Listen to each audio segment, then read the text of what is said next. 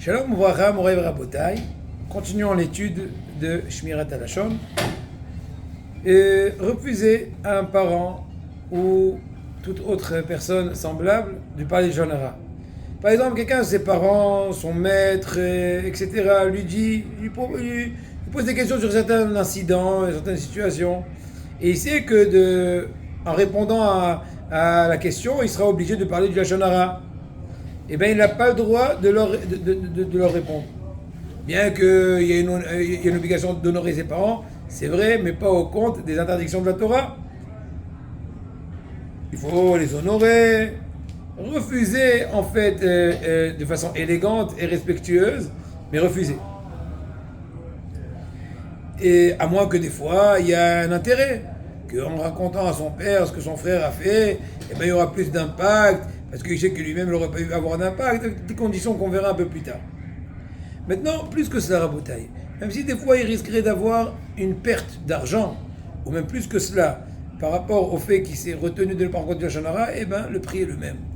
C'est Akadosh Baruch Hu qui donne l'argent à Rabotai. À savoir, il n'y a aucun justificatif, aucune permission de parler de Lashon Hara, même que dans la conséquence de cela, il va avoir une grande perte d'argent. Par exemple, une personne elle doit être prête même, plus que cela, à céder à tous ses biens et ne pas transgresser une seule interdiction de Lashon Hara.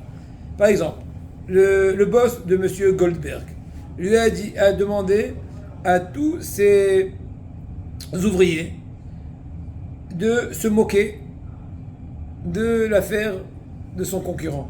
Allez, à qui mieux, parlez du mal, moquez-vous, rabaissez, c'est notre rival, etc. Et faire plein de remarques, etc. à tous les acheteurs, les décourager. Plus la vexation est piquante, et piquante dans les deux sens, elle pique et elle est aussi piquante, et plus, Hachem, il aura un grand honneur, il sera surgradé, il aura des bonus, etc. aux yeux du mauvais directeur. Monsieur Goldberg a été malheureusement ou heureusement licencié du fait qu'il a été très tenace, il n'était pas prêt de parler un seul mot sur l'autre industrie, sur l'industrie rivale.